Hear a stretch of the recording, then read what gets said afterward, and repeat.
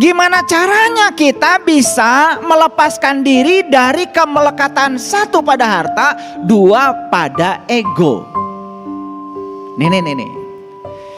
Melepaskan diri dari kemelekatan pada harta dan ego, itulah yang disebut dengan jihad. Apa artinya jihad? Jihad itu bukan menyerang orang pakai bom. Jihad itu bukan bunuh diri pakai bom kemudian menghancurkan diri sendiri dan orang lain. Bukan. Jihad itu bahasa Arab, arti dalam bahasa Indonesia adalah kerja cerdas. Sekaligus juga kerja cerdas. Sekaligus juga kerja ikhlas.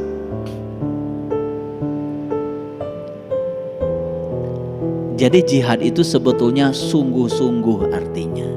Sekarang pertanyaan saya, apakah para sahabat sungguh-sungguh ingin mengubah nasib? Nasib itu ternyata data karma masa lalu yang tersimpan di bagian anggota tubuh kita, dari ujung rambut sampai ujung kaki, itu bisa dibaca. Sainsnya begini. Tubuh kita tersusun oleh sel. Di setiap sel ada yang namanya DNA.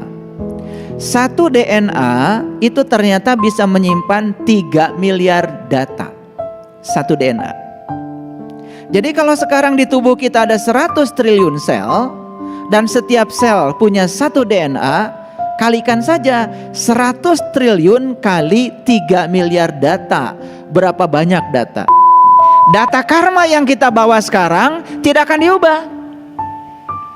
Kalau tanggal sekian kamu harus sakit, ya akan sakit. Tanggal sekian kamu harus mati, akan mati. Tidak akan bisa diubah. Tidak akan berubah keadaan itu kalau kita tidak mengubahnya. Nah, bagaimana cara mengubahnya? Misalnya, nih, dari hasil pembacaan data karma akan ketahuan seseorang ini akan meninggal karena penyakit apa, itu bisa ketahuan. Misalnya dia akan meninggal karena gagal ginjal, bisa ketahuan.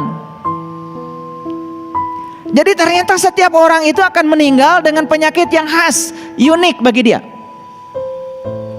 Nah, karena dia akan meninggal dengan gagal ginjal, otomatis kita tahu kan, oh berarti ada kerawanan dong dengan ginjal saya. Maka ubah cara memperlakukan ginjal. Walaupun sudah ada ketetapan secara data karma, tetapi karena kita bisa mengubah pola hidup kita, bisa jadi ketetapan itu berubah. Nah, diri juga ada dua. Satu diri yang asli, dua diri yang palsu. Yang berbahaya ketika dia melekat pada diri palsunya. Siapa diri palsu itu? Diri palsu itu adalah diri yang sedang dikendalikan oleh pikiran yang penuh dengan kegelapan. Dan minggu yang lalu sudah saya jelaskan, pikiran yang penuh dengan kegelapan itulah setan. Jadi setan bukan entitas yang di luar dirimu. Makanya setan selalu berbisik kepadamu. Yang dibisiki oleh pikiran yang tidak sadar adalah kesadaranmu. Kesadaran dibisiki oleh pikiran yang tidak sadar saat mengikuti, berarti kamu mengikuti syaitan. Syaitan itu adalah pikiran yang tidak sadar.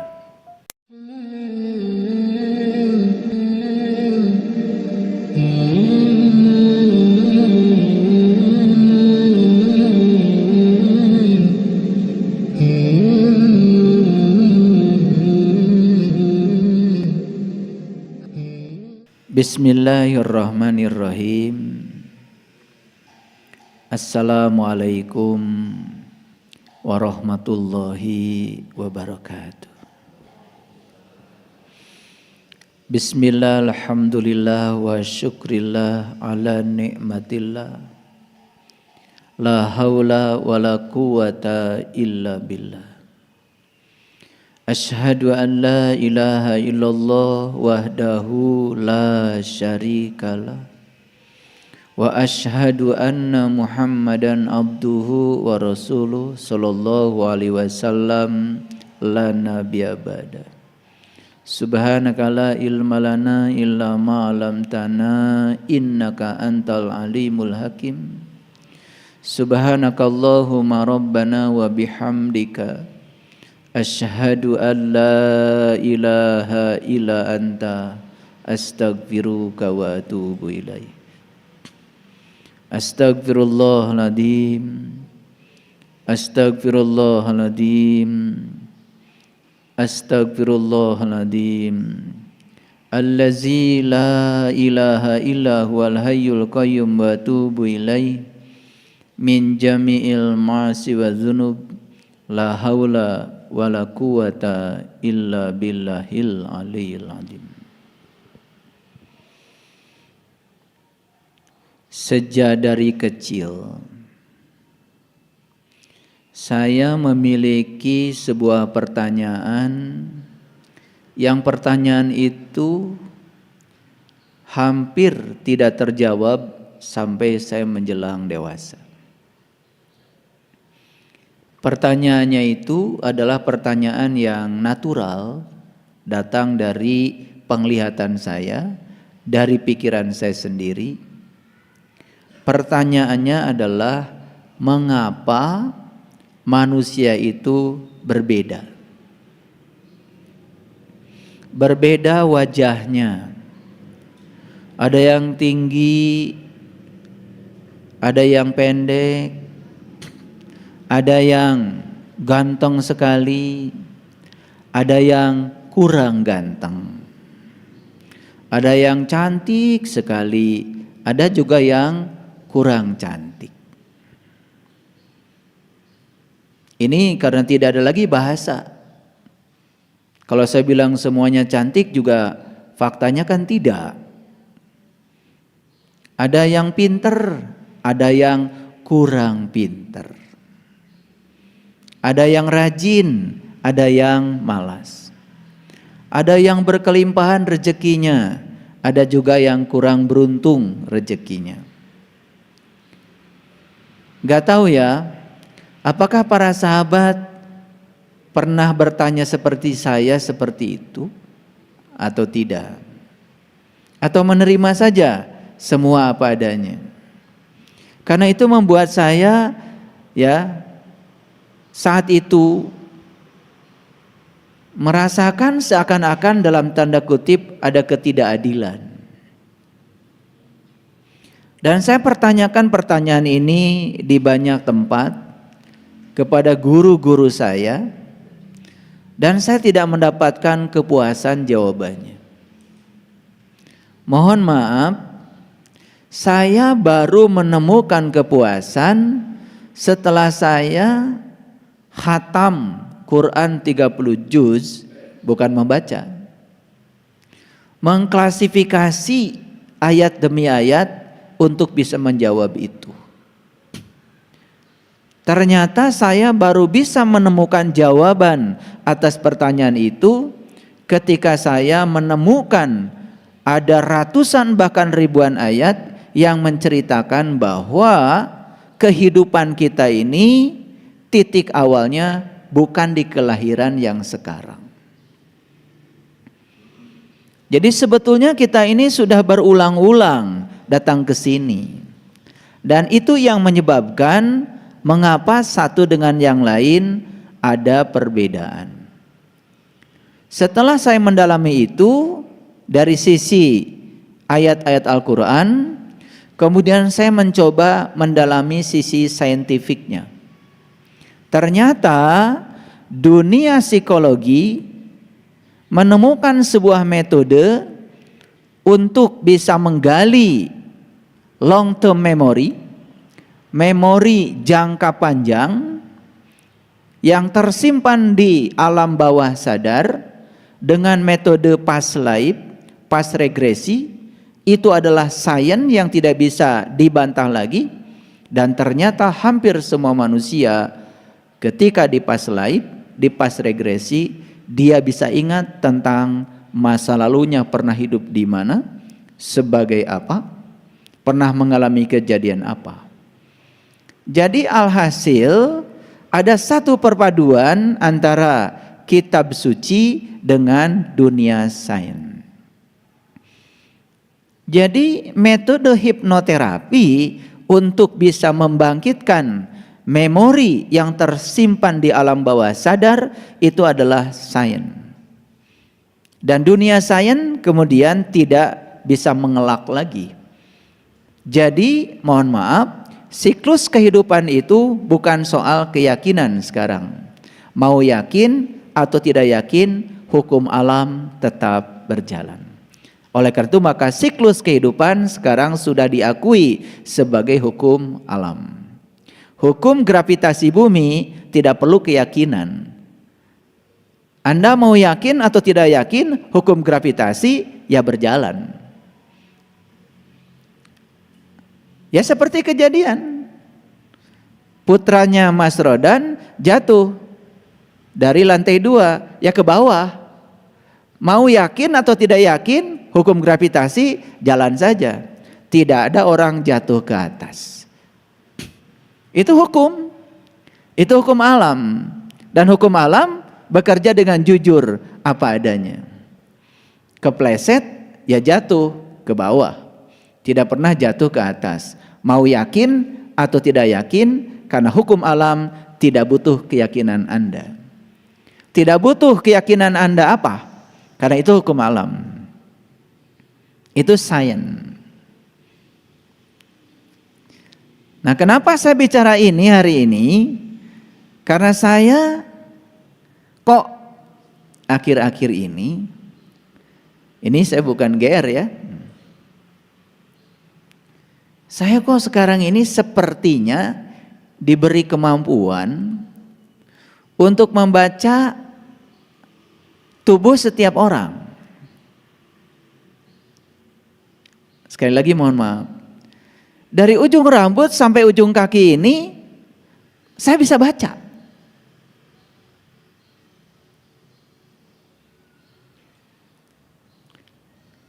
Sampai punya selingkuhan pun bisa dibaca. Dan akurasinya 95%. Yang tidak akan saya sampaikan cuma satu. Kapan para sahabat meninggal? Tahun berapa? Gak akan saya sampaikan. Lalu saya bertanya, kenapa saya kok sekarang diberi kemampuan itu? Lalu saya tanya pada diri saya, apa perlunya? Ternyata jawabannya sederhana. Karena saya disuruh untuk membantu para sahabat untuk mengubah nasib. Nah, mengubah nasib berarti harus tahu dulu apa yang harus diubah. Nasib itu ternyata data karma masa lalu yang tersimpan di bagian anggota tubuh kita dari ujung rambut sampai ujung kaki itu bisa dibaca. Sainsnya begini. Tubuh kita tersusun oleh sel. Di setiap sel ada yang namanya DNA. Satu DNA itu ternyata bisa menyimpan 3 miliar data. Satu DNA.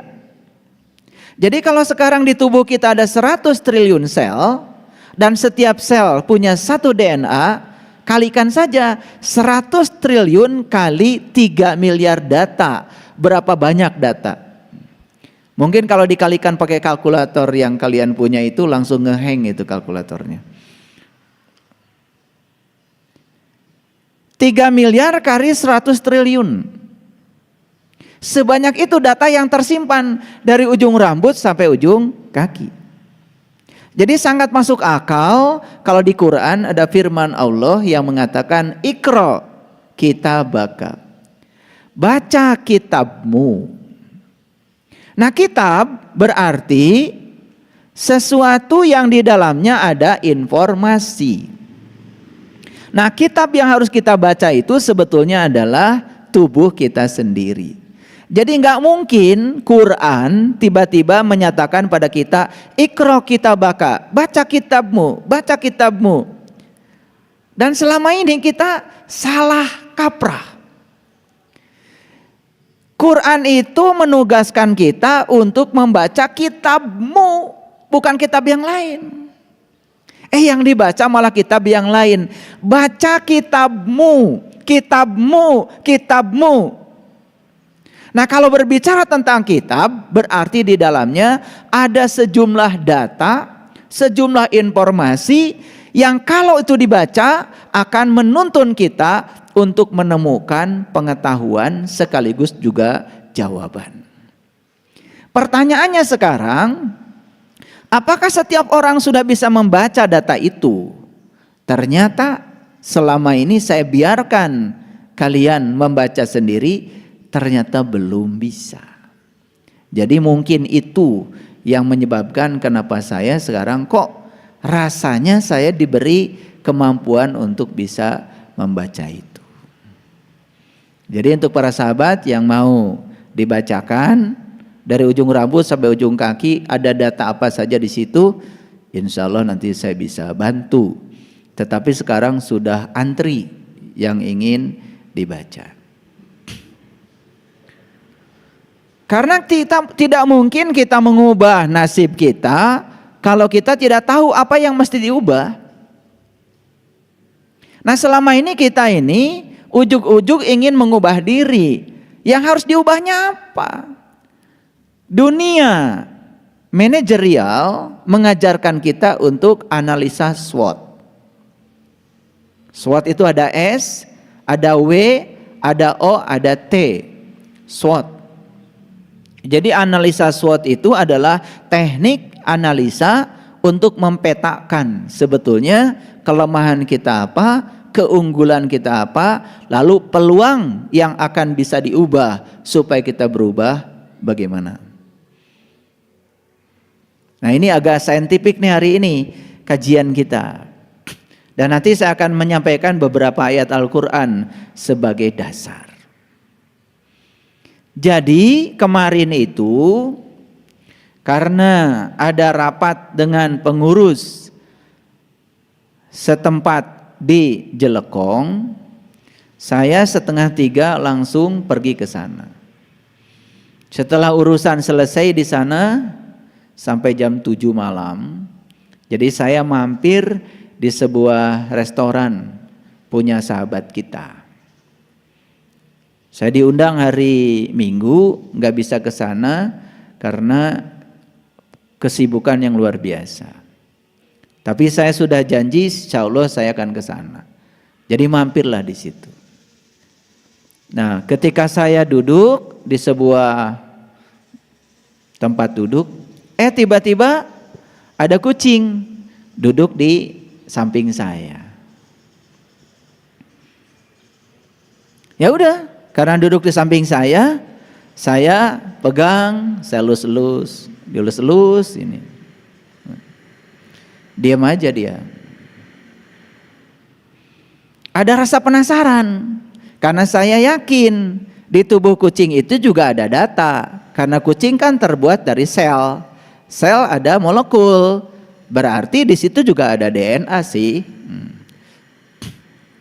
Ya saya coba komunikasi secara batin. Diam-diam saya komunikasi. Maaf, ini rasa saya. Tetapi saya yakin rasa ini bagi saya adalah benar. Jadi kalau para sahabat tidak percaya, boleh tidak percaya. Dan tidak usah percaya juga nggak apa-apa. Jadi saya ajak bicara nih si kucing ini. Diajak bicara oleh saya. Ini ada saksinya kemarin. Ada saksinya karena saya tidak sendiri. Nanti boleh tanya deh yang bareng dengan saya. Jadi saya usap-usap padahal saya baru kenalan sama dia saat itu. Lalu terbacalah data itu. Mohon maaf. Jadi dia itu adalah sebuah ruh. Dan ruh ini dulu pernah hidup pada casing manusia. Manusia yang ditakdirkan memiliki dari sekian banyak pemilik dari tanah itu, resto itu. Jadi dia adalah salah satunya yang pernah ketitipan memiliki resto itu di zaman dulu. Jadi saat itu, ya kata dia, si resto itu berpindah tangan pada orang lain, tetapi dengan cara yang tidak sah menurut dia. Dan dia saat itu tidak bisa melepaskan itu begitu saja. Jadi terjadi kemelekatan yang sangat hebat kepada dia, kepada yang dimilikinya itu. Dan tiba-tiba dia sakit dan kemudian meninggal. Nah, saat meninggal itu dia tidak bisa melepaskan kepemilikannya. Nah, itu yang menyebabkan kemudian dia harus terdegradasi memasuki tubuh yang sekarang. Kira-kira globalnya begitu. Lalu saya mulai makan. Saya pesan ikan. Karena saya tidak makan daging. Saya pesan ikan. Nah, selesai saya makan satu ikan, saya ditawari lagi, mau nambah nggak ikannya? Nambahlah, karena ikannya kecil. Dikasihlah 2 lagi ikan nila. Itu. Nah, kan ada kepala ikan tuh, yang sudah saya makan satu yang pertama. Nasi kepala ikan itu kemudian diambil oleh yang memiliki resto itu. Dikasihlah sama kucing yang di samping saya itu. Dia nggak mau. Saya nggak mau kepalanya katanya. Nah, karena ada 2 ikan yang buat saya bilang sama dia, udah kita berdua aja nih, kamu satu, saya satu. Saya kasih yang baru, begitu dikasih yang baru, dia juga jadi manja. Dicium-cium. Nah, saya menangkap lagi bahasa dia. Tolong dong katanya dipisahkan dagingnya. Udah akhirnya saya ambil dagingnya. Saya kasih dia, mulai makan. Jadi manja saya bilang kamu. Baru makan. Gak mau makan kepalanya. Dan yang luar biasa, sepanjang saya makan dia tidak mengganggu. Biasanya kebanyakan kucing kalau kita lagi makan ada bau amis, dia naik ke meja mau ngambil. Sopan saya di sini. Jadi saya sambil makan dia terus diusap. Jadinya saya penasaran. Saya pengen tahu apa yang menyebabkan kamu tinggal di sini. Saya tengadahkan si kepalanya sambil diusap-usap. Kenapa kamu tinggal di sini? Dia berkaca-kaca. Sampai ada seorang sahabat yang melihat, itu kucing kok nangis? Ditanya sama saya, berkaca-kaca. Dan dia mengatakan, saya tinggal di sini karena saya tidak bisa melepaskan kepemilikan saya terhadap ini. Nah, saya jadi ingat ya, ada satu pernyataan orang bijak yang sudah mencapai kebijaksanaan utuh. Beliau mengatakan, kesadaran terakhir seseorang ketika dia meninggal akan menjadi kesadaran awal saat dia lahir kembali. Jadi semacam portal. Nah, dunia sains sudah banyak yang membuktikan bahwa ada orang sakit bertahun-tahun dan ternyata sakitnya tidak sembuh. Ternyata begitu dihipno, ya, dia itu dulu pernah ketumbak saat dia berperang. Pas ketumbak kakinya. Ketika kakinya tertumbak, mungkin ada racun, kemudian saat itu dia sakaratul maut. Tapi saat itu dia tidak bisa menerima kematian karena tumbak itu. Tidak bisa melepaskan kemelekatannya. Apa yang terjadi? Tetap dia meninggal, tetapi tidak menerima itu yang menyebabkan sakit yang dia derita terbawa ke kehidupan yang sekarang. Dan ternyata begitu dia menerima dengan utuh, si sakitnya itu bisa sembuh tanpa diobatin, hanya dengan menerima. Nah, itu yang namanya sakit karena karma. Ini sains ya, dan contoh-contoh yang semacam ini sudah banyak ya datanya. Cuman kalau saya bicara ini terlalu banyak, nanti kajian kita jadi tidak masuk ke intinya. Nah, kembali lagi, sebetulnya dari ujung rambut sampai ujung kaki kita itu ternyata di situ banyak data yang harus dibaca.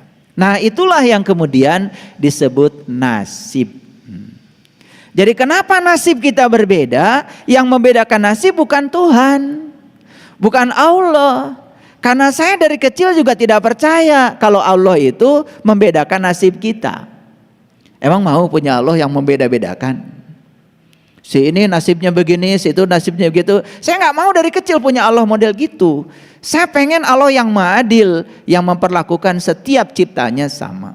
Ternyata yang menyebabkan nasib kita berbeda kehidupan yang sekarang karena kita datang ke sini sudah berulang-ulang.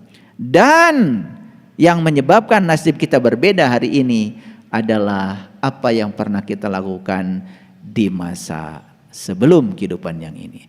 Jadi apa sesungguhnya nasib itu? Nasib itu sesungguhnya adalah data karma yang tersimpan di setiap sel dalam tubuh kita yang sesungguhnya sekarang kita bawa di kehidupan yang sekarang. Jadi kesimpulannya, kenapa wajah kita berbeda? Kenapa sorot mata kita berbeda?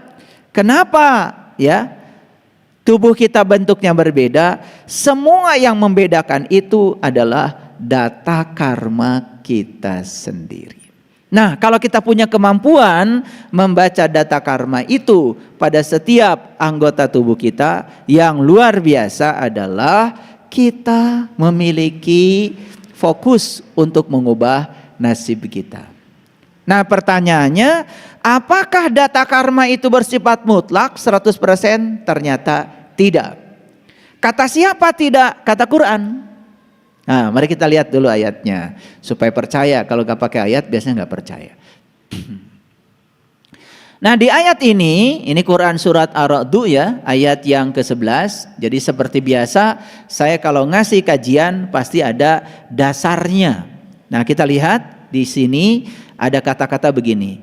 Innallaha la yughayyiru ma biqaumin hatta yughayyiru ma bi anfusihim. Nah, ayat ini sudah menjadi ayat umum. Biasanya para sahabat sering mendengarkan tentang ayat ini dibacakan oleh para ustadz, para penceramah. Tetapi saya akan memberikan titik berat ya secara saintifik tentang apa sesungguhnya yang kita bisa ubah dan bagaimana cara mengubahnya. Mari kita lihat dulu. Innallaha, sesungguhnya Allah, la yughayyiru, tidak akan pernah mengubah keadaan. Jadi keadaan itu apa? Itulah nasib tadi. Data karma yang kita bawa sekarang tidak akan diubah. Kalau tanggal sekian kamu harus sakit, ya akan sakit. Tanggal sekian kamu harus mati, akan mati. Tidak akan bisa diubah. Tidak akan berubah keadaan itu kalau kita tidak mengubahnya. Nah, bagaimana cara mengubahnya? Misalnya, nih, dari hasil pembacaan data karma akan ketahuan seseorang ini akan meninggal karena penyakit apa? Itu bisa ketahuan. Misalnya, dia akan meninggal karena gagal ginjal. Bisa ketahuan. Jadi ternyata setiap orang itu akan meninggal dengan penyakit yang khas, unik bagi dia. Nah, karena dia akan meninggal dengan gagal ginjal, otomatis kita tahu kan, oh berarti ada kerawanan dong dengan ginjal saya. Maka ubah cara memperlakukan ginjal. Walaupun sudah ada ketetapan secara data karma, tetapi karena kita bisa mengubah pola hidup kita, bisa jadi ketetapan itu berubah. Ini maksud saya. Jadi tidak mutlak 100%. Karena Allah sendiri mengatakan begini, innallaha la yughayyiru ma biqaumin. Sesungguhnya Allah tidak akan pernah mengubah ma itu apa-apa. Ma itu apa-apa. Ma itu keadaan. Nah, keadaan bagi saya adalah data karma. Keadaan bagi saya adalah nasib yang kita bawa akibat ulah kita sendiri. Bukan Allah yang membedakan nasib kita, tapi kita sendiri yang telah menciptakan nasib itu. Jadi sebetulnya apa yang kita panen dalam kehidupan kita hari ini hanya sekedar mengingatkan apa yang pernah kita tanam di masa lalu. Siapa yang menabur, maka dia akan menuai. Oke. Pelan-pelan ya ngajinya, konsentrasi. Karena ini penting. Di samping penting juga ini akan menjadi sangat berbahaya kalau menangkapnya tidak utuh. Oke. Bisa dilanjutkan? Masih bisa konsentrasi? Makanya saya bilang tadi, lontong jangan dikeluarkan.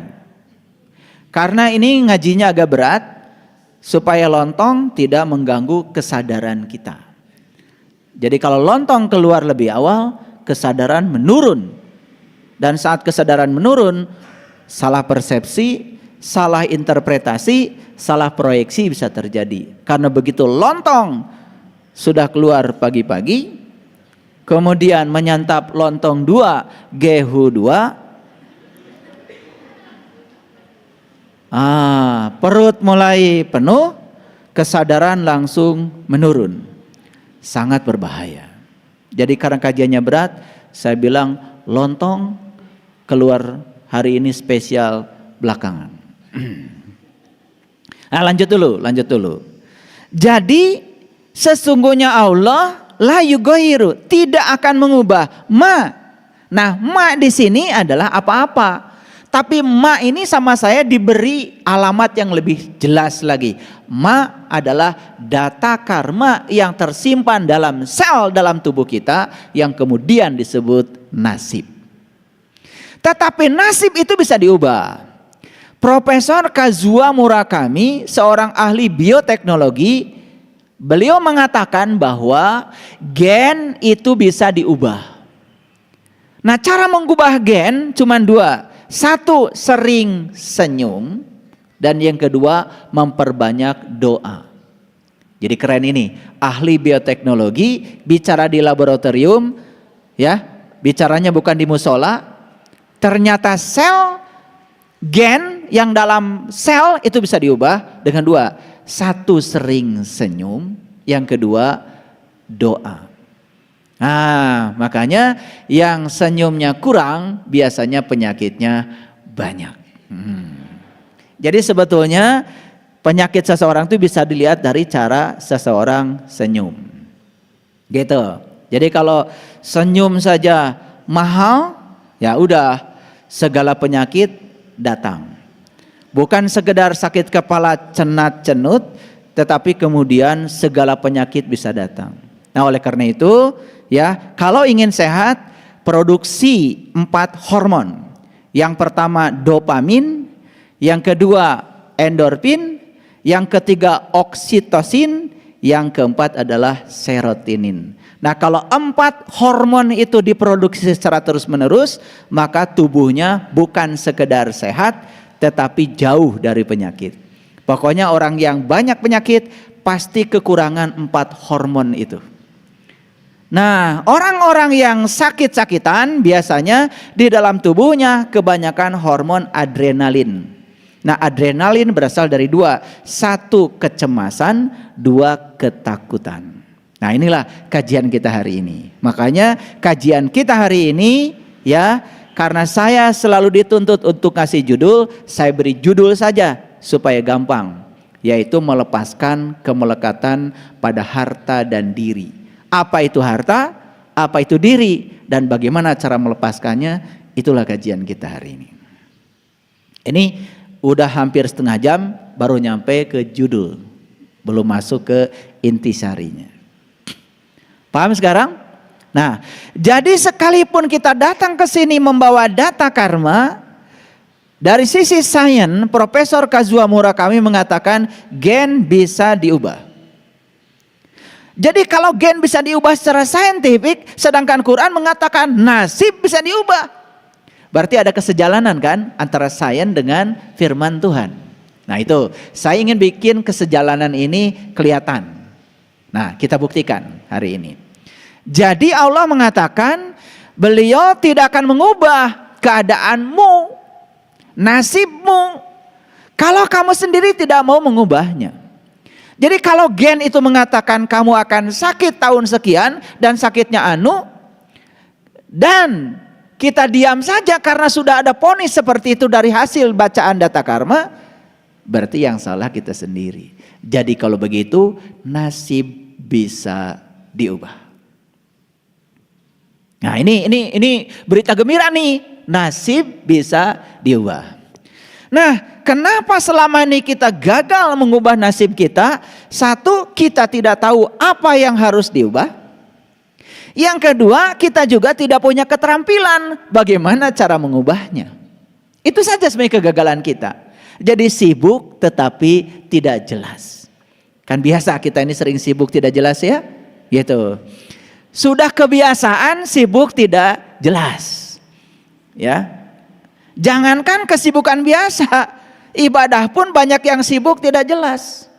Sholatnya rajin, setiap rakaat dipenuhi setiap waktu, tetapi tidak pernah sadar siapa yang disembahnya. Ya kan? Tidak sadar. Sibuk saja dengan bacaan, yang dibaca pun kita nggak ngerti artinya apa. Sudah kayak robot saja, kayak robot biologis yang menjalankan aktivitas secara rutin, itu namanya sibuk tetapi tidak jelas. Tetapi yang luar biasa, kelompok sibuk tidak jelas ini jumlahnya banyak. Karena memang hobinya sibuk dan tidak jelas. Makanya salah satu jalan baru yang saya tawarkan, ada salah satu YouTube saya, judulnya adalah 7 jalan yang menakjubkan. Salah satu tawaran dari saya adalah cobalah mulai melakukan aktivitas yang tidak terjebak rutinitas, tapi terjebak oleh kepuasan. Nah, itu harus ada pakai ilmu tuh. Gimana kita sholat puas? Bukan sekedar menjalankan rutinitas. Berarti sholatnya harus mengikuti para rasul, para nabi. Nabi Muhammad kan mi'raj dulu baru sholat. Berarti jumpa dulu baru nyembah. Berarti jumpa dulu baru ingat. Makanya sepanjang sholat gak ada yang diingat kecuali dia yang sudah disaksikan. Nah, kita itu ya ngaku umat Nabi, tetapi metode yang kita jalankan berbeda. Nabi itu mi'raj dulu baru sholat. Kita sholat terus, gak pernah tahu siapa yang harus disembah. Tapi, sombongnya lebih dari Nabi. Pokoknya semua orang salah, yang benar saya sendiri. Semua orang masuk neraka, karena surga buat saya sendiri. Kalau sudah di titik itu, bahaya, mengancam kita. Kita jadi orang sombong, dan orang sombong itu seperti tanah tinggi yang tidak pernah bisa menyimpan air.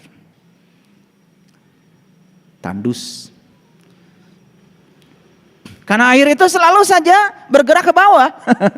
Makanya orang yang rendah hati selalu bisa menampung air. Makanya orang yang rendah hati subur dengan ilmu, orang yang tinggi hati kering kerontang gak punya ilmu, tapi dia menyangka seakan-akan dia kaya ilmu. Nah, itu orang yang tidak tahu, tetapi dia tidak tahu bahwa dia tidak tahu. Itulah orang yang so tahu, dia beritahu tidak mau tahu, kalau ngomong seperti yang paling tahu, padahal dia tidak tahu. Cuma dia tidak tahu bahwa dia tidak tahu. Oh, ini kecelakaan yang lebih besar lagi. Jadi sekarang sampai ya di otak kita sekarang bahwa nasib bisa diubah. Nasib sudah tahu kan sekarang. Seluruh data karma yang tersimpan dalam sel DNA kita yang dibawa dari kehidupan yang lalu ke kehidupan yang sekarang. Walaupun itu dibawa oleh kita, bukan berarti itu tidak bisa diubah. Semuanya bisa diubah. Clear dulu sampai sini. Oke. Nah, itu sebabnya di Quran itu ada syarat. Syarat apa? Syarat mati. Syarat mati apa? Nah, itu dinyatakan dalam Quran surat Ali Imran. Saya kasih tahu dulu ayatnya supaya ini jelas bagi kita semua. Kita buka dulu ya, Ali Imran ayat 102. Baik, kita lihat. Ini ayat sering dibaca setiap khutbah Jumat. Mari kita bacakan ulang. Ya ayyuhallazina amanu, hai orang yang beriman. Yang dihaikan nih orang beriman ya, bukan orang yang mengaku beriman. Makanya jangan GR. Begitu hai orang beriman, saya Allah, tar dulu kata Allah. Orang beriman ada cirinya. Ciri orang beriman tuh bisa ingat kepada Allah. Dan orang bisa ingat kepada Allah kalau sudah tahu dan kenal kepada Allah. Kalau belum tahu dan kenal, nggak bisa ingat. Nah kalau nggak bisa ingat, jelas bukan orang beriman. Paham ya? Paham. Nah pelan-pelan ngajinya supaya jujur. Ya ayyuhallazina amanu, hai orang yang beriman. Ayo acungkan tangan. Merasa dihaikan enggak? Merasa dihaikan enggak? Ya, alhamdulillah kalau merasa, syukur kalau juga kita memang betul-betul orang yang beriman. Makanya orang beriman itu ada titik awalnya. Nabi Musa baru mengatakan saya beriman tepat ketika Allah sudah bertajali di puncak kesadarannya. Falamma tajalla rabbuhu lil jabal, pada saat Tuhan bertajali di puncak kesadarannya, saat itu Musa mengatakan, qala subhanaka tubtu ilaika wa ana awalul mu'minin. Maha suci Engkau ya Allah, sungguh aku bertaubat kepadamu, inilah awal aku beriman. Jadi iman itu ada titik awalnya. Setuju? Oke. Apakah selesai syarat mati itu beriman? Tidak. Jadi syarat mati itu sebenarnya bukan beragama. Syarat mati itu beriman. Bagi saya, ya silahkan. Ya. Keyakinan Anda mau apapun bagi saya nggak penting. Yang penting iman. Gimana sih ngukur iman yang paling gampang? Sederhana. Pernah dengar kan? Ada sungai di Swiss. Saking viralnya berita tentang itu, dan kita melihat sungai itu sampai dipakai untuk berenang dan bersihnya kayak apa gitu. Nah kan kita juga punya sungai. Di Bandung ada sungai, di Jakarta ada sungai, di Jambi ada sungai, di Palembang ada sungai, di Samarinda ada sungai. Di mana yang gak ada sungai? Semua punya sungai. Alhamdulillah sungai kita semuanya kotor. Bedanya kan begitu. Nah, di dalam hadis dikatakan sesungguhnya kebersihan sebagian daripada iman. Mohon maaf, bagi saya siapapun yang bisa menjaga kebersihan ya iman. Dia tinggal di pinggir sungai dan sungainya bersih, berarti yang tinggal di pinggir sungai itu iman. Bagi saya apapun keyakinannya gak penting, yang penting sungai bersih, berarti iman. Kan an-nadhafatu minal iman. Nah ini tinggal di pinggir sungai, ngaku-ngaku beriman, setiap hari buang sampah ke sungai. Gak iman. Jadi kalau ingin melihat orang itu beriman atau tidak, lihat saja bersih apa tidak. Cari rezekinya ternyata kotor, berarti rezekinya kotor, gak iman. Gak usah ditanya tahajudnya berapa rakaat, gak penting. Orang beriman itu kalau dia jalan ada ranting saja, dia singkirkan untuk keselamatan orang lain. Ini bukan ranting, bikin panggung di tengah jalan, parkir mobil seenaknya untuk kepentingan dirinya, jelas gak iman. Walaupun bikin panggung, gak tahu panggung buat apa, pokoknya panggung lah. Ranting saja harus disingkirkan, karena itu bahaya bagi orang lain. Lihat saya semuanya. Apakah di Arab saat itu ada ranting? Gak ada. Karena di Arab tidak ada pohon. Tapi kenapa Nabi bicara ranting? Ranting itu bahasa kita, bahasa nabinya apa saja hambatan yang kita ciptakan untuk menghambat orang lain. Jelas kita gak punya iman. Kita demo di tengah jalan, kemudian kita sholat di tengah jalan karena sedang mendemokan sesuatu. Orang terkendala ekonominya karena demo kita. Patut dipertanyakan menurut saya. Karena sudah menghambat jalan orang. Ada orang bilang pada saya, Pak, Saya ini gak punya usaha, tapi saya alhamdulillah bisa membantu orang lain yang punya usaha. Mungkin dari sisi awam akan mengatakan kamu gila.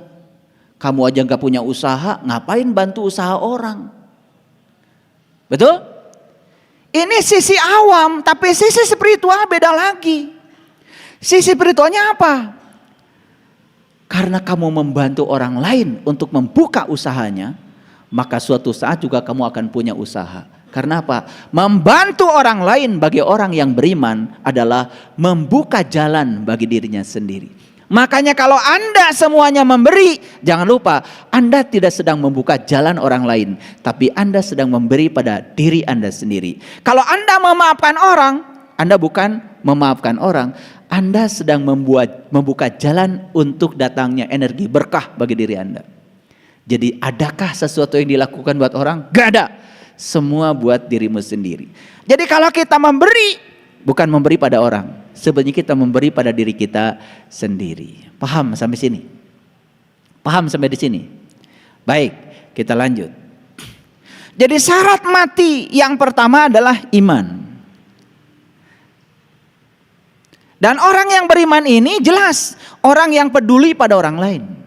Karena kata Nabi, ciri iman itu seperti itu.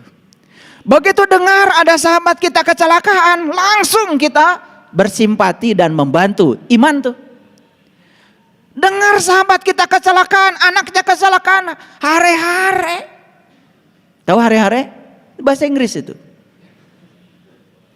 Anteng saja, tidak ada sedikit pun rasa simpati, boro-boro membantu, hanya mengucapkan saja, bersimpati, gak dilakukan. Ini menurut saya sih tidak masuk kategori iman.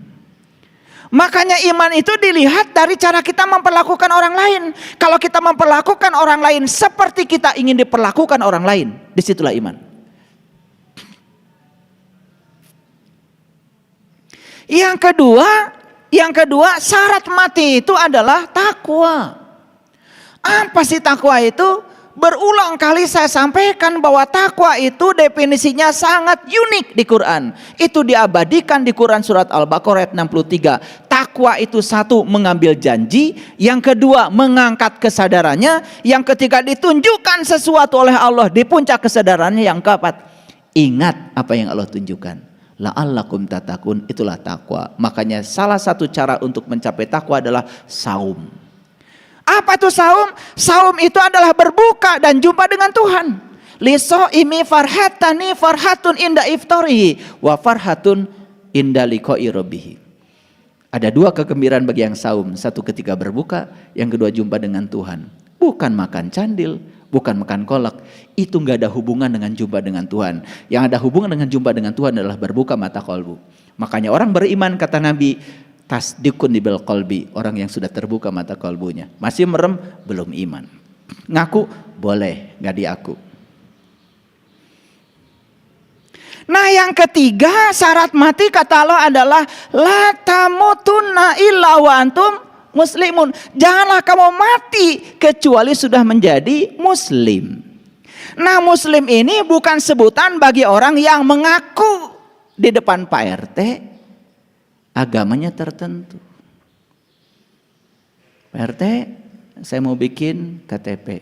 Enggak? Nami? Jubaidah?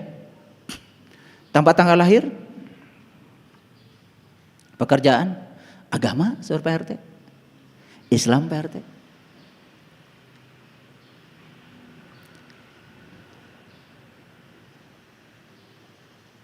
Bukankah kita ngaku beragama tertentu itu di depan Pak RT?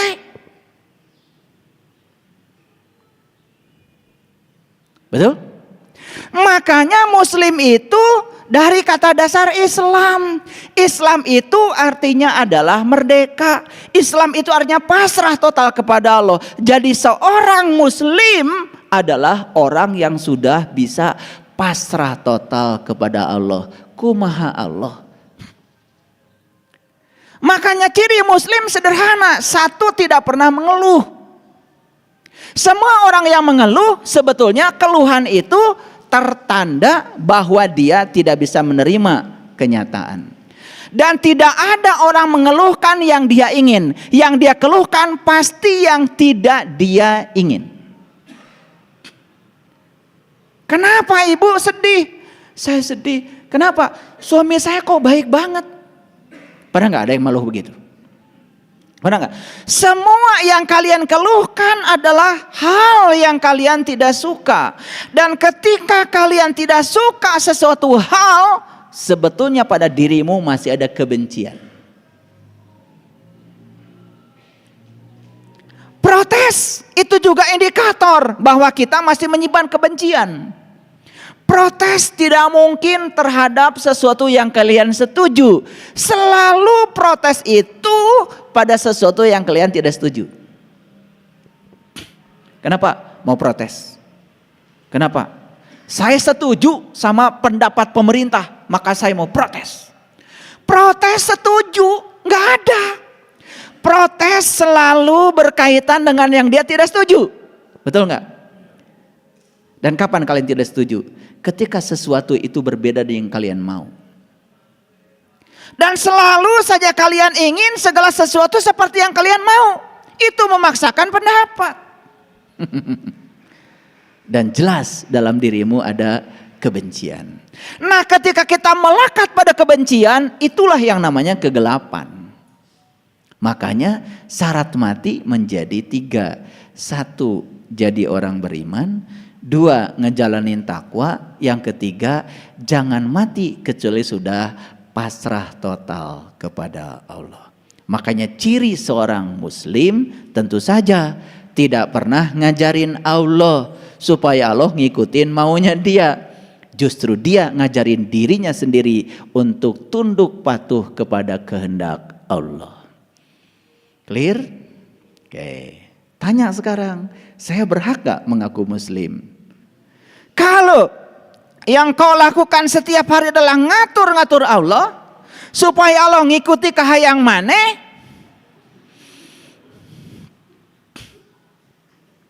dan kalau Allah tidak ngikutin kahayang maneh, protes, mengeluh, gak layak Anda disebut muslim. Hasil akhirnya jika ucing. Kenapa dia masuk ke tubuh itu? Karena saat kematian itu dia tidak bisa menerima apa yang terjadi.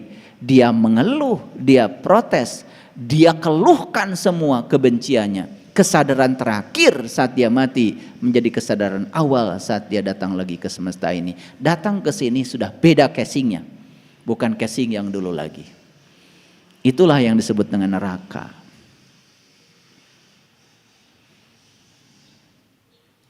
Oke, baik. Jadi siapa kalau itu muslim itu? Muslim itu adalah orang yang sudah membebaskan diri dari kemelekatan. Apa? Nah, manusia ini melekat cuma 2. Catat. Manusia ini melekat cuma 2. 1 melekat pada harta, 2 melekat pada diri. Nah, diri juga ada 2. 1 diri yang asli, 2 diri yang palsu. Yang berbahaya ketika dia melekat pada diri palsunya. Siapa diri palsu itu? Diri palsu itu adalah diri yang sedang dikendalikan oleh pikiran yang penuh dengan kegelapan. Dan minggu yang lalu sudah saya jelaskan, pikiran yang penuh dengan kegelapan itulah setan. Jadi setan bukan entitas yang di luar dirimu. Makanya setan selalu berbisik kepadamu. Yang dibisiki oleh pikiran yang tidak sadar adalah kesadaranmu. Kesadaran dibisiki oleh pikiran yang tidak sadar saat mengikuti, berarti kamu mengikuti syaitan. Syaitan itu adalah pikiran yang tidak sadar. Paham sampai sini? Ulangi lagi.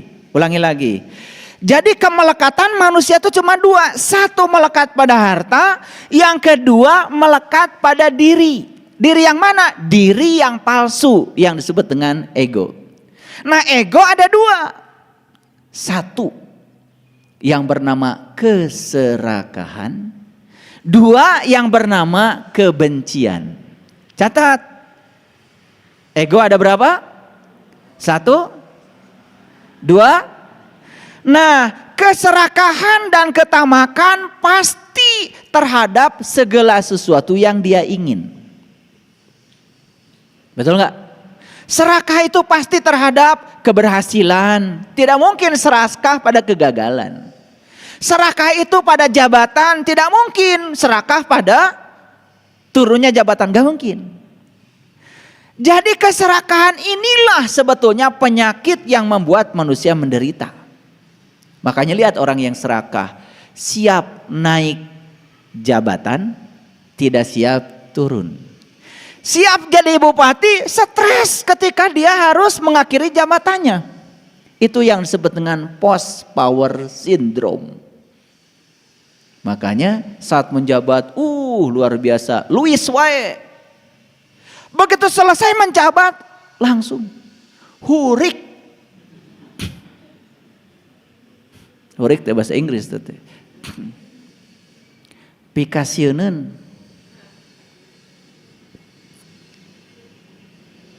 Nah, sekarang gimana caranya kita bisa melepaskan diri dari kemelekatan satu pada harta, dua pada ego. Nih. Melepaskan diri dari kemelekatan pada harta dan ego, itulah yang disebut dengan jihad. Apa? Apa artinya jihad? Jihad itu bukan menyerang orang pakai bom. Jihad itu bukan bunuh diri pakai bom kemudian menghancurkan diri sendiri dan orang lain. Bukan. Jihad itu bahasa Arab, arti dalam bahasa Indonesia adalah kerja cerdas. Sekaligus juga kerja cerdas. Sekaligus juga kerja ikhlas.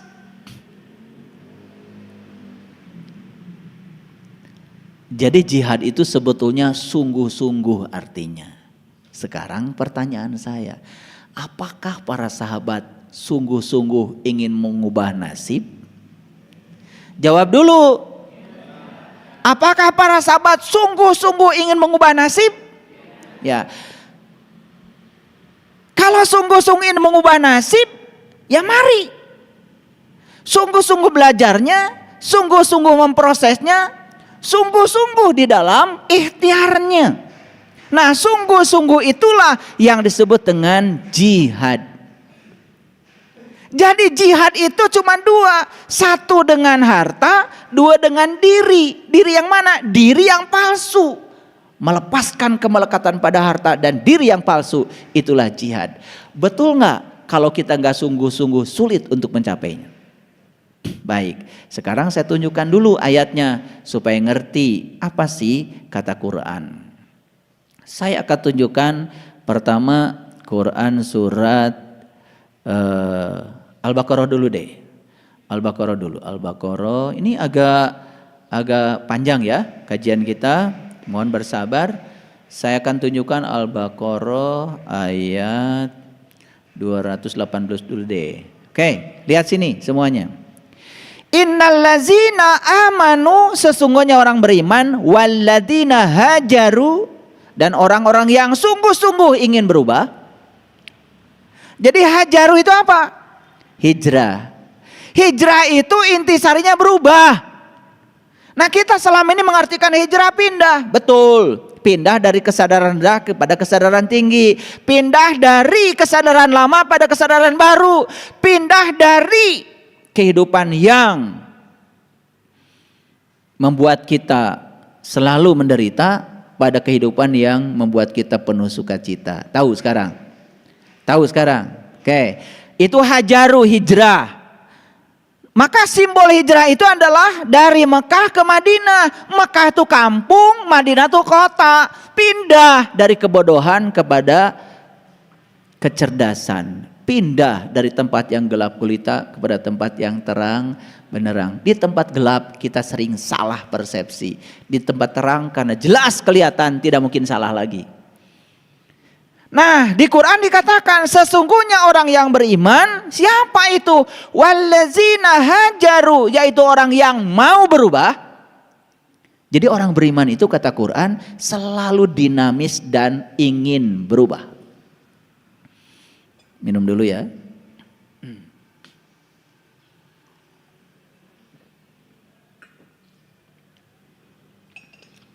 Baik. Innal ladzina amanu walladzina hajaru wajahadu, dan sungguh-sungguh ingin berubahnya fisabilillah, di jalan Allah. Sabil itu jalan besar. Kalau jalan kecil namanya torik. Jadi torik itu jalan kecil. Makanya kalau kalian tinggal di gang sempit di Mekah, ada jalan tuh ngalangin jalan, kata polisi torik. Nah, maksudnya awas, jalan batur. Tong cicing didinya ngalangan. Makanya karena mereka tidak bisa pakai bahasa seperti saya, cukup mereka torik. Ada juga yang sombong, wah katanya polisi itu tahu kalau saya ahli torikot, cek saha. Mana teh ngalangan jalan batur.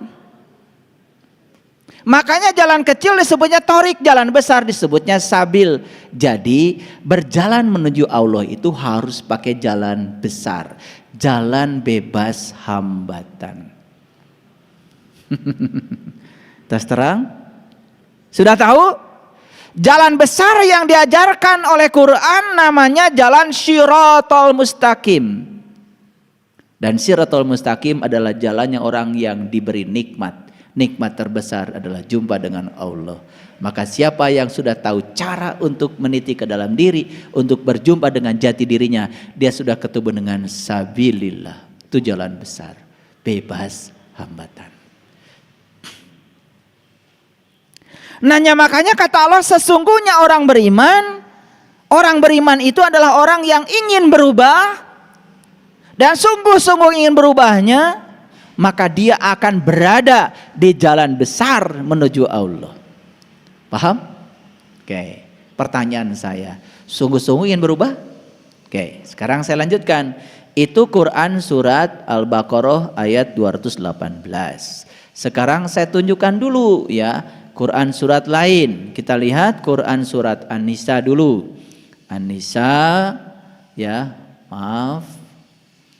An-Nisa, oke. Ayat baik. Nah, An-Nisa ayat berapa ini?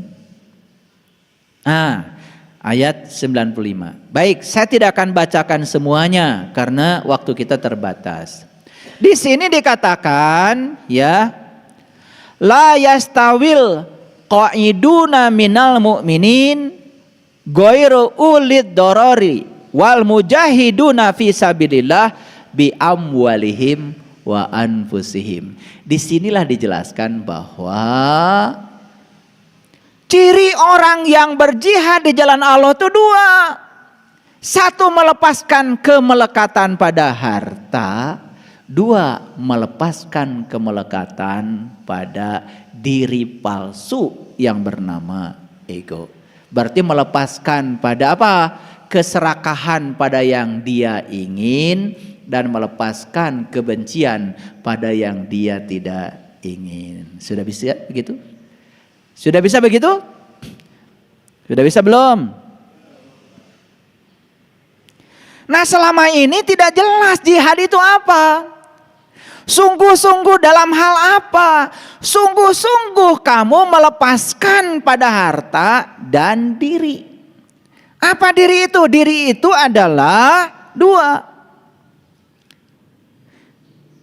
Diri yang dimaksud di sini adalah ego, diri palsu. Satu, lepaskan dirimu dari keserakahan pada yang kamu ingin. Yang kedua, lepaskan dirimu pada kebencian dari yang kamu tidak ingin.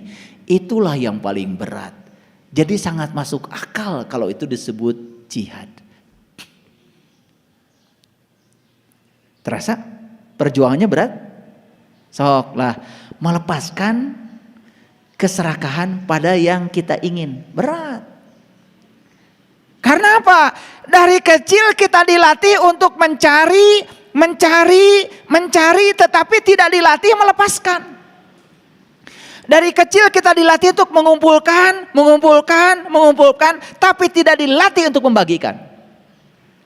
Makanya mumpung kita masih ada kesempatan, yuk kita imbangi. Boleh nggak mencari? Boleh. Tetapi mencari, melepaskan. Mencari, melepaskan. Kalau mendapat yang kita cari, jangan untuk dirimu sendiri. Ada bagian buat orang lain. Latih dirimu untuk melepaskan. Kapan? Sekarang. Nah, kalau kita terus mengumpulkan, tidak kita lepaskan, saat mati datang, kita dalam posisi melekat luar biasa. Sakaratul mautnya itu menjadi hese. Itulah sakitnya sakaratul maut, ditentukan oleh berapa melekat kamu kepada hartamu dan berapa melekat kamu pada egomu. Makanya ada kata-kata kullu nafsin zaikatul maut. Setiap yang bernyawa harus merasakan rasanya mati. Tahu nggak rasanya mati? Orang mati itu teboga kahayang. Itu yang disebut dengan sakinah. Sukun itu mati. Sakinah dari kata dasar sukun. Makanya kalau orang ini saat hidup sudah bisa seperti orang mati. Tidak berkeluh kesah. Tidak tersinggungan. Tidak baperan. Tidak gampang marah. Sudah selesai dengan dirinya sendiri, itu namanya sakinah. Siapa yang sudah sakinah, berikutnya akan mudah mawadah. Apa artinya mawadah? Mawadah itu bahagia. Ternyata syarat bahagia itu sakinah. Makanya kalau sudah bahagia, berikutnya warohmah. Dia akan menjadi sumber cinta kasih sekaligus sumber belas kasih.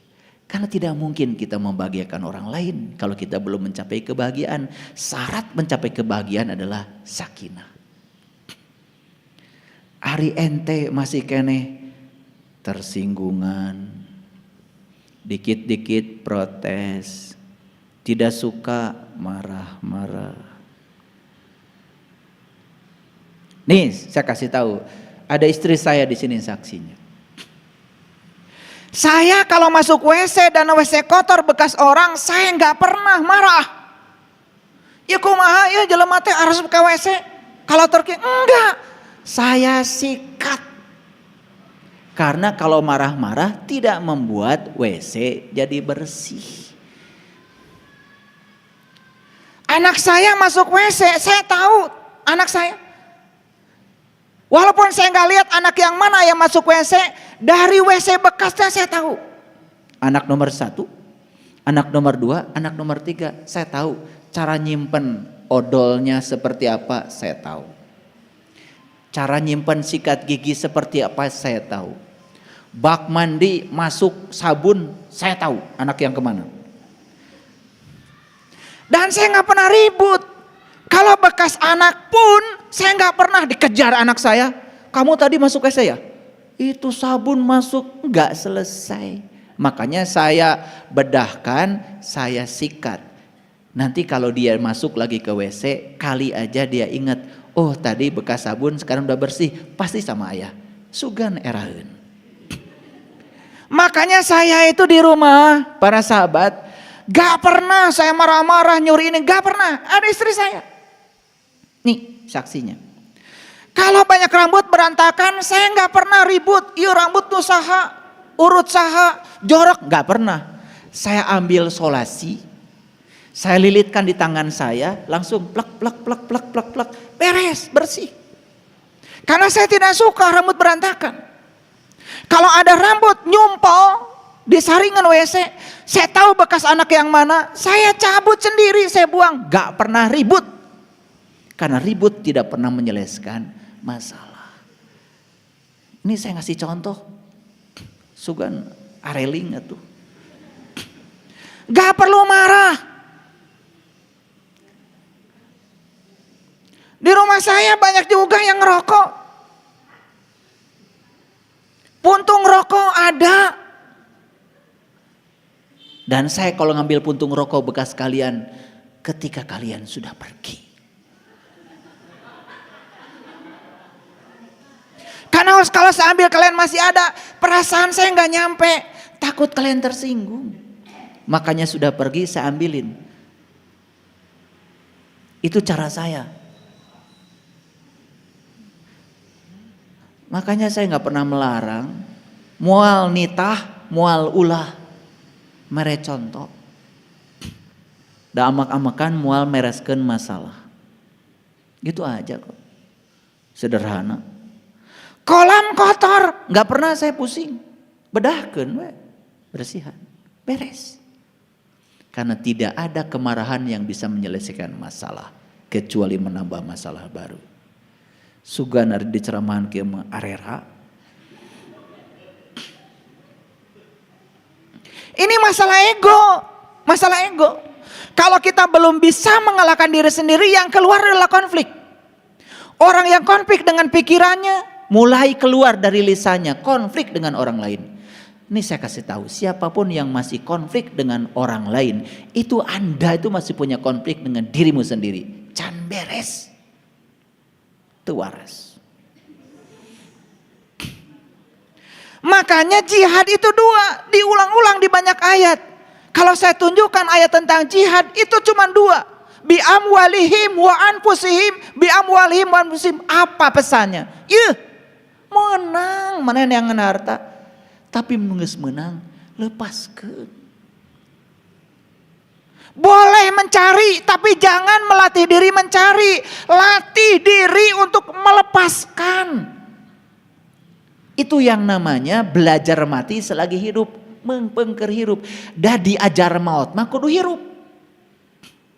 Merasakan rasanya mati harus ketika hidup. Danges maut mah moal bisa ngerasakan. Sok tanya nu pae. Kumaha rasana pae? Moal bisa ngejawab. Nih saya kasih tanya. Saya tanya nih kalian. Gimana rasanya ketika kamu dalam hidup ini sudah merasakan mati? Damai ayah. Damai. Gimana rasanya ketika kamu mengalahkan egomu? Damai. Damai.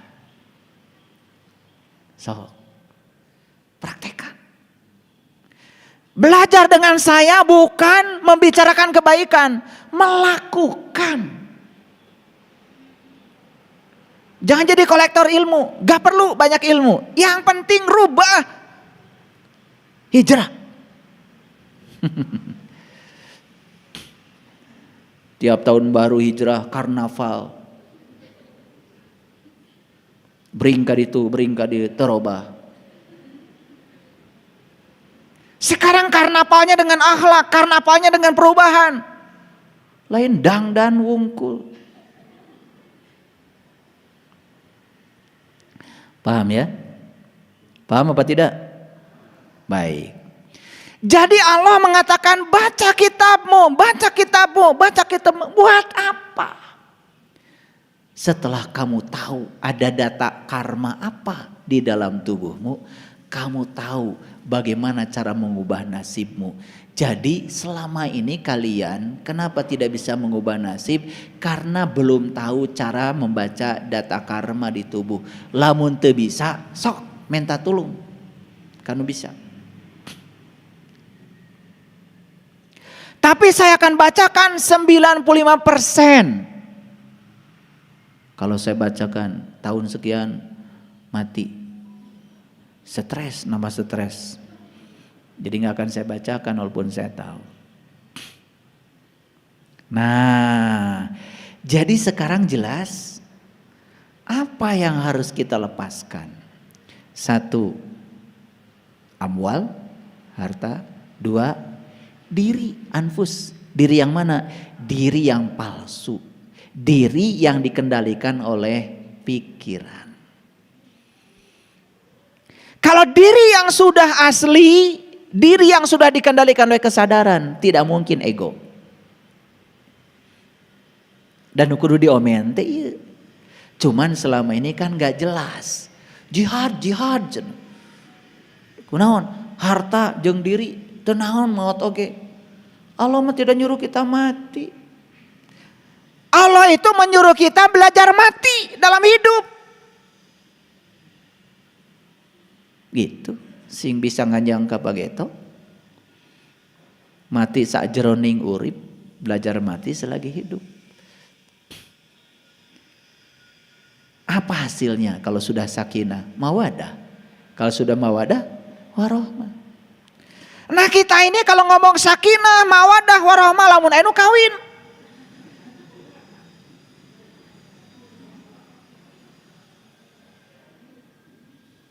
Jadi sakinah itu seakan-akan kudu kawin heula. Sakinah itu adalah kondisi batin kita yang tetap dalam keadaan nyaman, tentram, tidak merasa terganggu apapun yang terjadi di luar dirimu. Karos, ini kalian nih wajahnya wajah-wajah yang sering baperan. Apa yang terjadi di luar selalu mengganggu, selalu merasa tidak nyaman. Inginnya semua orang memuji kita, inginnya semua orang simpati kepada kita, inginnya semua orang hormat pada kita. Satu saja menghina kita, baperan, gak siap, merasa terganggu. Lihat saya semuanya.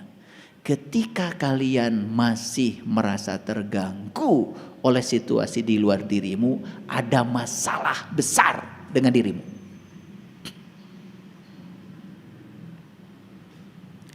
Kenapa saya sebut masalah besar? Karena ini perlu hijrah, perlu jihad, perlu sungguh-sungguh mengubah diri. Gimana cara mengubahnya?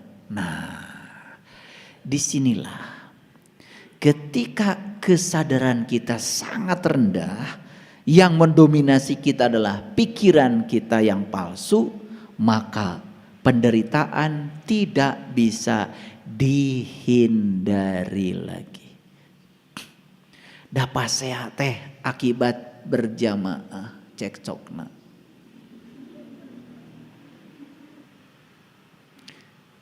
Saya perbolehkan kalian cekcok, tapi saurang-saurang.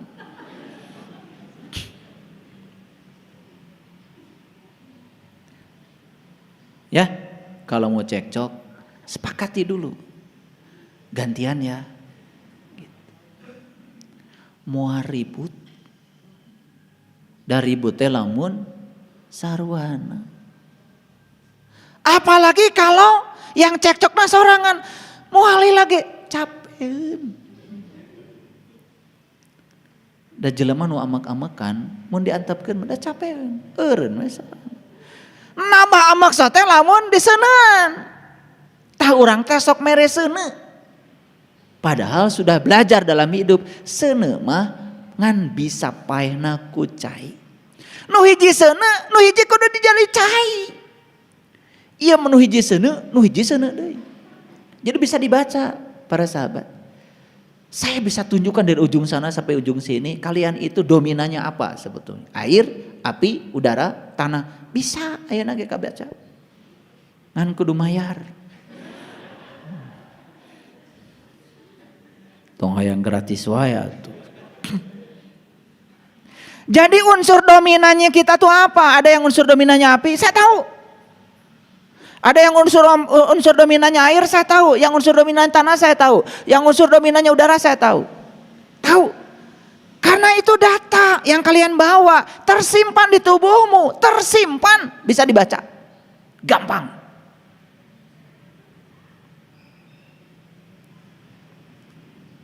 Gitu.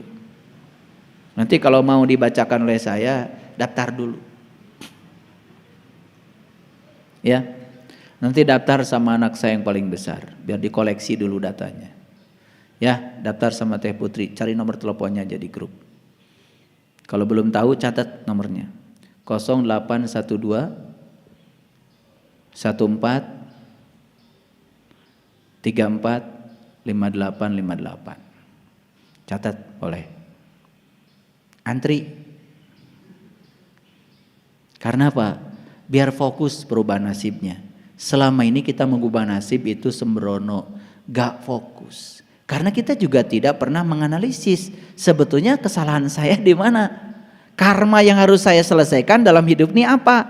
Padahal udah jelas, cuman tidak bisa baca. Ngenteng mah mineng. Ayo we ngebeureman pipi.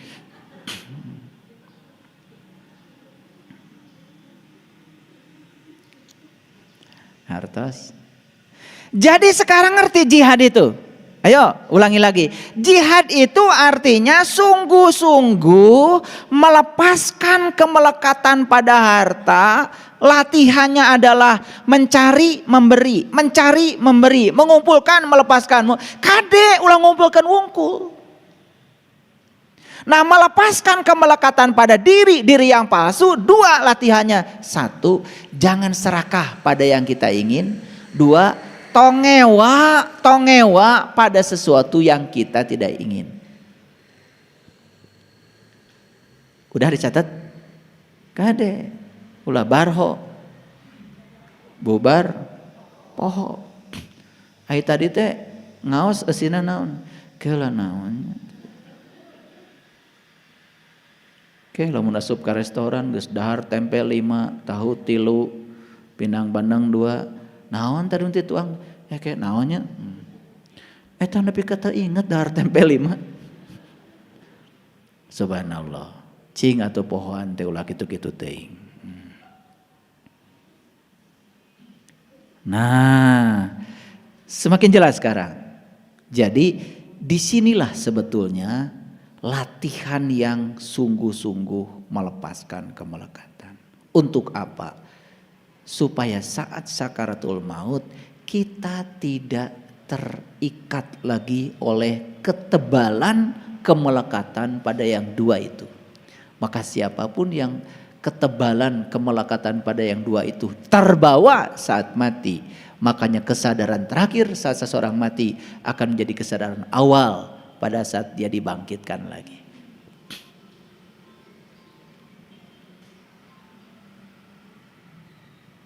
Itu. Nah, sekarang kita lihat ayat lain. Ya, saya mau tunjukkan karena ayatnya banyak, tentu saja saya tidak menunjukkan semuanya. Tetapi inti-intinya saja. Kita lihat surat yang ke-29 ayat yang ke-6. Nah, lihat saya. Waman jahada fa innama yujahidu li nafsi. Barang siapa yang berjihad, nah sayang sekali di terjemahan yang ada itu kata jihad jarang diterjemahkan. Lalu dipersepsi jihad itu seperti kebanyakan orang. Jihad itu jadi menyerang orang. Jihad itu menyakiti orang lain yang berbeda keyakinan dengan kita. Itu salah kaprah itu tentang jihad. Jadi jihad sendiri artinya adalah sungguh-sungguh. Perhatikan saya. Jadi barang siapa yang sungguh-sungguh ya, maka kesungguhan itu sesungguhnya fa innama yujahidu li nafsi. Kesungguhan itu bukan untuk siapa-siapa kecuali untuk dirinya sendiri. Sok sungguh-sungguh dalam hal apa? Tentu saja sungguh-sungguh dalam hal tertentu yang sudah kita tentukan. Ayo mas sungguh-sungguh dalam hal apa? Saya sungguh-sungguh ingin mengubah diri saya. Saya sungguh-sungguh ingin mengubah nasib saya. Ayo sungguh-sungguh. Sungguh-sungguh itu bahasa lain adalah fokus. Tidak kehilangan fokus. Makanya kemana pikiran diarahkan, ke situ energi dialirkan. Nih lihat saya. Kita punya uang 100.000. Hilang. Terus aja kepikiran yang 100.000 itu.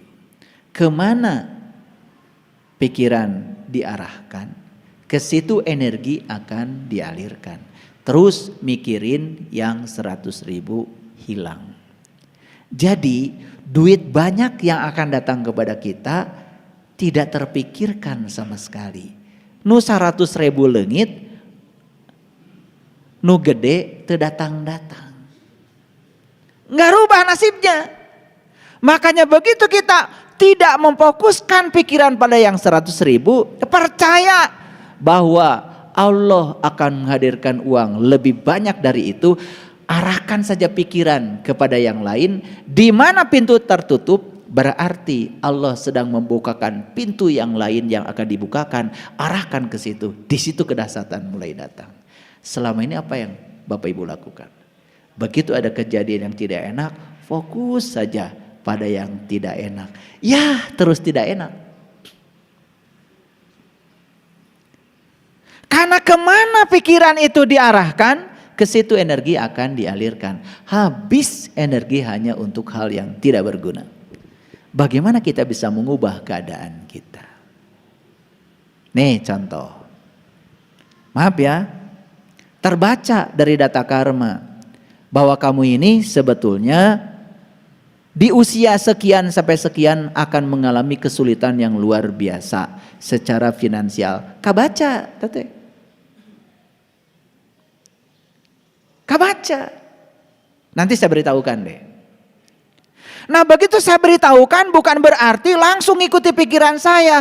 Itu cuma 50% mutlaknya. 50% bisa diubah. Oh di usia sekian saya itu akan mengalami kesulitan finansial. Yes, saya akan rubah cara hidup saya. Saya akan rubah cara berpikir saya. Ternyata apa yang diramalkan berdasarkan data karma itu tidak terjadi. Di usia itu ternyata kamu tidak mengalami kesulitan finansial karena sudah diubah. Jadi pembacaan data karma itu semata-mata untuk melakukan tindakan preventif agar itu tidak terjadi. Pernah dengar ada orang yang divonis oleh dokter karena mengidap penyakit tertentu? Ibu teh bakal maut 3 tahun deui cek dokter. Karena sudah divonis 3 tahun gak akan mati, apa yang terjadi? Setiap hari dia teh selalu saja kemana-mana bawa uang, nggak bagi. Nah ibu jantan bager 3 tahun deui. Apa yang terjadi? 3 tahun yang divonis dokter tidak terjadi. Sampai sekarang dia masih hidup gara-gara dia berubah kehidupannya. Itu namanya mengubah nasib. Jadi kalau nanti dibacakan oleh saya, kemudian dapat data ini bukan untuk diyakini, tetapi itu dijadikan sebagai landasan untuk mengubah diri. Sehingga perubahannya jadi fokus. Itu. Ada yang pernah baca saya? Karena saya punya garis-garis di sini. Dari garis wajahnya, Anda itu akan mengalami kesulitan ekonomi. Alhamdulillah. Di bejaan. Makanya saya sekolah. Saya nggak mau tinggal di kampung. Udah di bejaan. Nggak mau. Saya sekolah. Saya rubah nasib saya. Maaf, saya pernah jadi asisten rumah tangga. Saya pernah melakukan semua jenis pekerjaan. Dan ketika saya melakukan semua jenis pekerjaan itu tidak ada keluhan. Karena sudah tahu. Ada data karma yang dibaca orang pada diri saya. Dari garis wajah saya, cenah saya teh pisusaheun. Saya kemudian tidak memvonis diri saya. Cicing we. Kunaon cicing we? Da abdi mah jalmi sesah. Saya mau ngubah. Nah karena saya sungguh-sungguh ingin mengubah diri saya bukan mengatakan hari ini saya sudah berhasil. Bahkan uang saya sering gak laku. Kalau makan bersama, sok aya nu mangmayarkeun. Makanya saya nunggu diajak makan.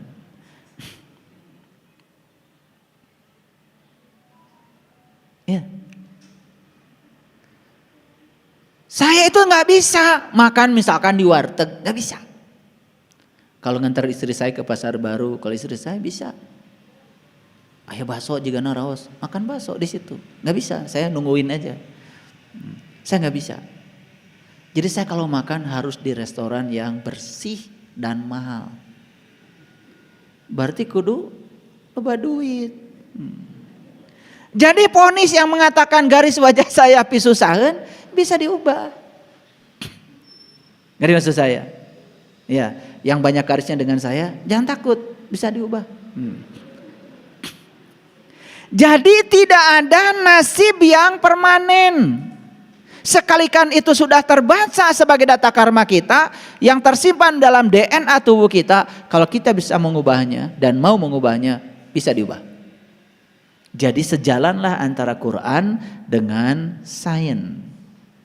Nah, pelajaran yang berbahaya yang sudah tertanam di kesadaran bawah sadar kita, dari kecil kita diajarkan oleh guru ngaji kita, cenah yang menentukan nasib mah Allah.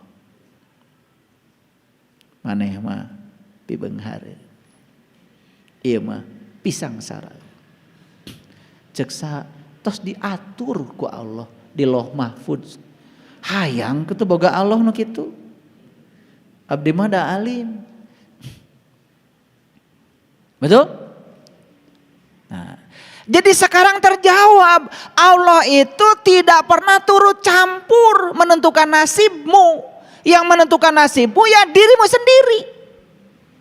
Kalau Allah turut campur, cek Allah teh tong turut campur, geus ditangtukeun ku kaula, tidak mungkin Allah berfirman, sesungguhnya aku tidak akan mengubah satu kaum kalau dia tidak mengubah.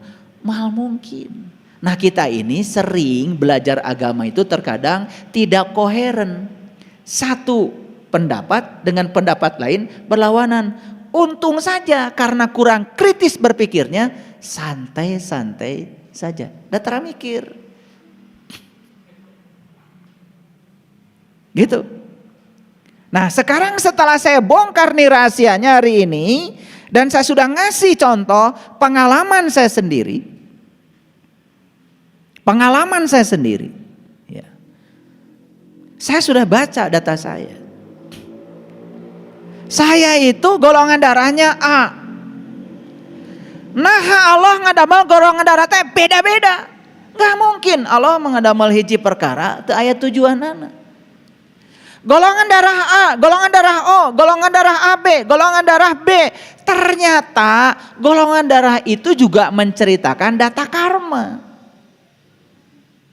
Sekarang dunia pendidikan di negara maju sudah berdasarkan golongan darah.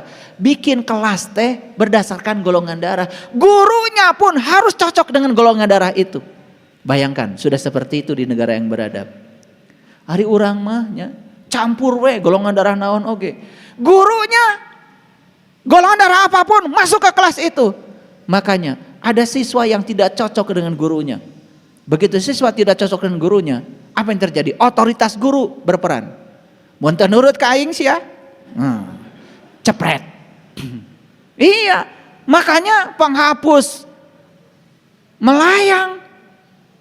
Ada guru kemudian menempeleng muridnya. Masalahnya, ini barbar. Karena kita tidak mengikuti riset-riset terbaru tentang itu. Makanya kita akan bikin di sini sekolah berdasarkan golongan darah. Itu luar biasa. Bahkan diet makanan sekarang berdasarkan golongan darah.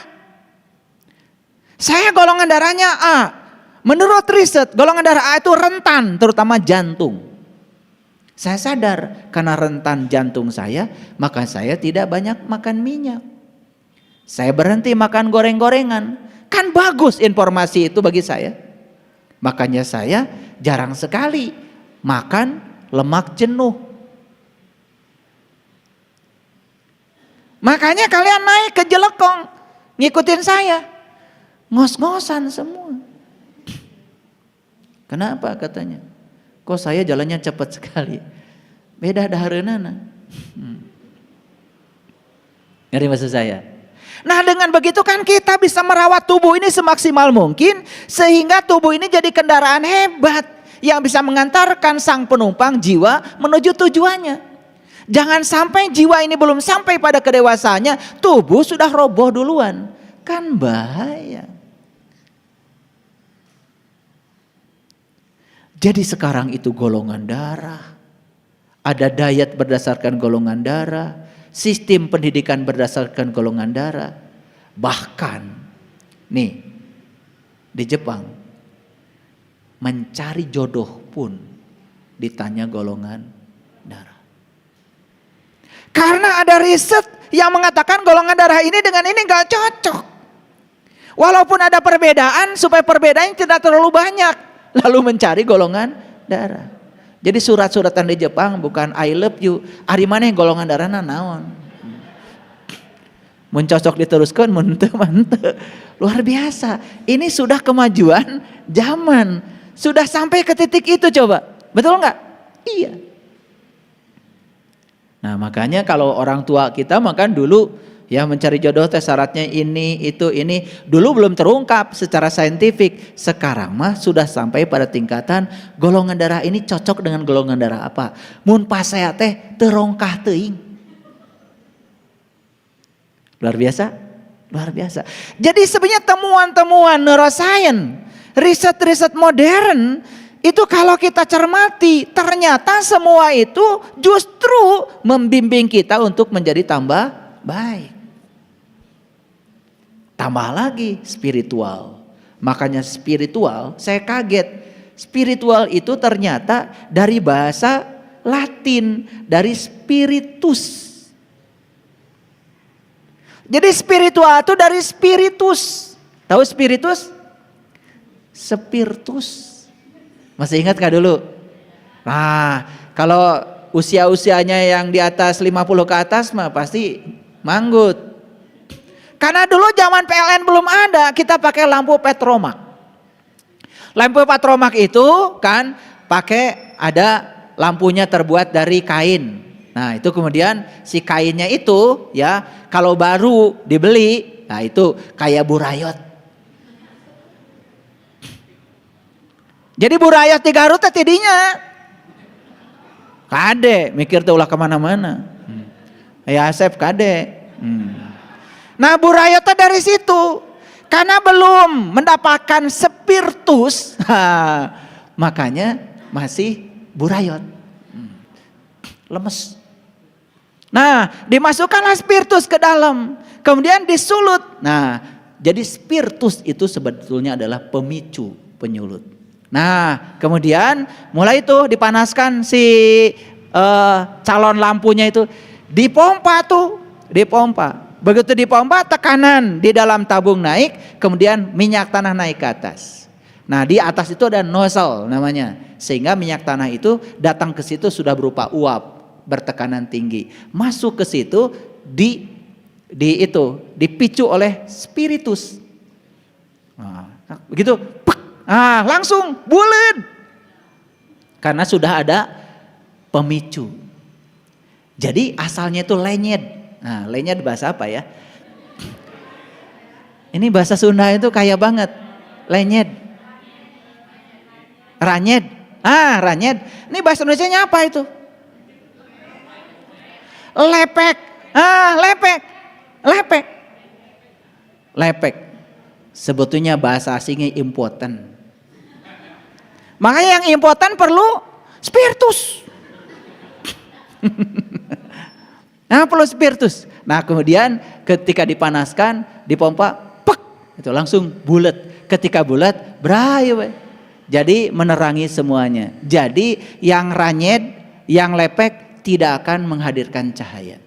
Yang bisa menghadirkan cahaya itu yang tekanan tinggi, bray, caang. Makanya lampu petromak itu dulu menjadi lampu idaman di zamannya. Ya sedikit lebih mewah dari cempor.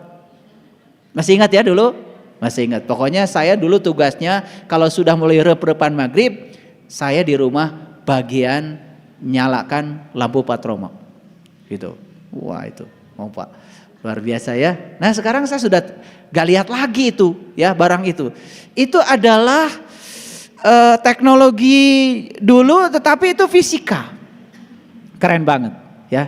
Jadi syarat untuk bercahaya, satu harus ada tabung, dua harus ada spiritus, tiga harus ada minyak, baru berai caang. Sama. Kita juga harus punya tabung. Harus ada minyak. Maka di Quran dikatakan minyaknya hampir menerangi walaupun tidak disentuh api. Minyak dari pohon zaitun yang diberkahi. Bray, namanya nurun ala nurin. Caang. Keren ya? Jadi leluhur kita itu bikin sesuatu sudah sangat luar biasa. Baik, kita simpulkan. Jadi sekarang mengerti apa yang harus kita latih dalam hidup? Satu, boleh mencari, tetapi jangan cuma mencari. Belajar melepaskan. Boleh mengumpulkan? Boleh. Tetapi jangan terus mengumpulkan sampai mati. Setelah mati yang kita kumpulkan malah kita tinggalkan. Belajar memberi terhadap harta. Yang kedua, belajar melatih diri untuk tidak serakah pada yang kita suka, untuk tidak membenci apa yang kita tidak suka. Kalau ini dilatih terus-menerus, saya yakin kita akan bisa memenuhi ayat ya ayyuhalladzina amanu ittaqullah haqqa tuqatih la tamutunna illa wa antum muslimun. Balik mulih kajati mulang ka asal, insyaallah dalam keadaan tidak melekat pada apapun. Jongjon bray miang. Innalillahi wa inna ilaihi rajiun. Assalamualaikum warahmatullahi wabarakatuh.